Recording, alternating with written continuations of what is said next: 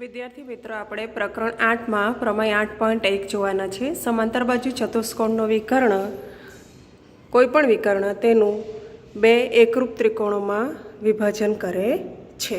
બરાબર. હવે આપણે જે ઉપર પ્રમેય આપ્યો છે એમાંથી જ આપણે પક્ષ અને સાધ્ય શોધીશું. શું કીધું છે? ચતુષ્કોણ કેવો છે? સમાંતર બાજુ ચતુષ્કોણ છે. એટલે પક્ષમાં આપણે શું લખીશું? ચતુષ્કોણ ABCD સમાંતર બાજુ ચતુષ્કોણ છે. બરાબર. સાધ્યમાં શું કીધું છે કે કોઈ પણ વિકર્ણ તેનું બે એકરૂપ ત્રિકોણમાં વિભાજન કરે છે. એટલે જ્યારે આપણે સમાંતર બાજુ ચતુષ્કોણમાં એક વિકર્ણની રચના કરીશું ત્યારે આ પ્રકારે આપણને બે ત્રિકોણ મળશે. તો પક્ષમાં આપણે સાબિતી શું કરવાની છે કે તે જે બે ત્રિકોણ મળ્યા છે એ બંને એકરૂપ છે સાબિતી કરવાની છે. એટલે કે આ સાધ્યમાં આવશે. બરાબર. હવે આપણે રચના કરી ચતુષ્કોણ ABCDની. બરાબર છે. એની અંદર એક રચના કરીએ. એ બિંદુને સી સાથે જોડતા આ ચતુષ્કોણ ABCDનો વિકર્ણ AC મળે છે. તો વિકર્ણ ACની રચના કરતાં આપણને આ ચતુષ્કોણના બે ત્રિકોણ મળે છે. ત્રિકોણ ABC અને ત્રિકોણ ADC. બરાબર. હવે સાબિતીમાં આપણે જોઈશું કે ચતુષ્કોણ ABCDમાં વિકર્ણ AC દોરતા ત્રિકોણ ABC અને ત્રિકોણ CDA મળે છે. આ પ્રમાણે મળે છે આપણને. એક વિકર્ણ દોરતા ત્રિકોણ ABC મળે છે અને ત્રિકોણ CDA મળે છે. બરાબર. એટલે એક વિકર્ણ દોરતા આ બે ત્રિકોણ આપણને મળે છે. હવે આ બે ત્રિકોણ એકરૂપ છે એમ સાબિત કરવાનું છે. તો હવે આપણે શું કરીશું કે સમાંતર બાજુ ચતુષ્કોણ ABCDમાં બાજુ AB સમાંતર બાજુ CD છે, કારણ કે સમાંતર બાજુ ચતુષ્કોણમાં સમસમયની બાજુઓ સમાંતર હોય. હવે આ બે સમાંતર બાજુઓને AC વિકર્ણ એવી રીતે છેદે કે આ એની છેદિકા બને. બરાબર. માટે શું કહી શકીએ? ખૂણો CAB એટલે કે આ ખૂણો બરાબર ખૂણો ACD એટલે કે આ ખૂણો.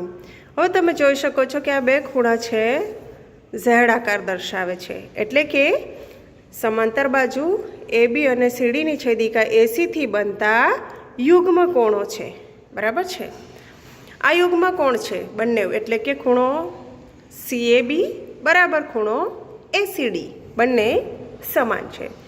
તે જ રીતે આપણે જોઈએ તો આ બીજી બાજુની વાત કરીએ. સમાંતર બાજુ BC અને સમાંતર બાજુ AD ની છેદિકા AC છે. બરાબર.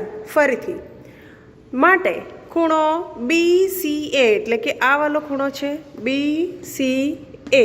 પહેલા ખૂણાને આપણે સિંગલ માર્ક કર્યો તો બીજા ખૂણાને આપણે ડબલ માર્ક કરીએ. બરાબર. એટલે BCA અને બીજો કયો ખૂણો આવશે તો CAD. બરાબર. અથવા તો DAC. ઓકે. એટલે કે આ ખૂણો આ ત્રિકોણનો પહેલો ખૂણો, આ ત્રિકોણનો આ ખૂણો, આ ત્રિકોણનો બીજો ખૂણો, આ ત્રિકોણનો આ બીજો ખૂણો છે. બરાબર. બંને સમાન થયા. યુગ્મ કોણની જોડ છે. બરાબર. આ યુગ્મ કોણ છે, આ પણ યુગ્મ કોણ છે. ઓકે. હવે આપણી પાસે ત્રિકોણ ABC અને ત્રિકોણ ADC બેને આપણે સરખામણી કરતા આપણને મળે છે ખૂણો BAC બરાબર ખૂણો DCA અને ખૂણો ACB બરાબર ખૂણો CAD અથવા તો DAC બરાબર ACB. બરાબર. એટલે યુગ્મ કોણની જોડ મળે છે. અને આ એટલે કે બંને ત્રિકોણની આ સામાન્ય બાજુ છે. એટલે કે AC બરાબર CA. તો આપણને કઈ શરત મળી ત્રિકોણની એકરૂપતાની? ખૂણો બાજુ ખૂણો એટલે કે ખૂબ આખું શરત દ્વારા આ બંને ત્રિકોણો એકરૂપ છે એમ આપણે સાબિત કરી શક્યા. એટલે કે ત્રિકોણ ABC એકરૂપ ત્રિકોણ CDA. ઓકે. હવે એ જ સાબિતી અહીં લખેલી છે. સમાંતર બાજુ ચતુષ્કોણમાં બે બાજુઓ સમાંતર છે અને વિકર્ણ AC દોર્યો છે એની છેદિકા છે. બરાબર. એટલે આ બે ખૂણા સમાન છે યુગ્મ કોણની જોડ. તે જ પ્રમાણે BC સમાંતર DA અને AC તેની છેદિકા. એટલે આ બંને ખૂણા સમાન, એ પણ યુગ્મ કોણની જોડ છે. હવે બે ત્રિકોણને આપણે એકરૂપતા સાબિત કરવી હોય તો આપણે 3 બાબતને ધ્યાનમાં રાખીએ. તો એક ખૂણો આપણને યુગ્મ કોણ મળ્યો, ત્રિકોણનો બીજો ખૂણો પણ યુગ્મ કોણની જોડ મળે છે સમાંતર બાજુ ચતુષ્કોણના આધારે, અને ત્રીજું AC બરાબર C એટલે કે સામાન્ય બાજુ છે, માટે ત્રિકોણ ABC એકરૂપ ત્રિકોણ CDA થાય ખૂબાખૂબ શરત દ્વારા.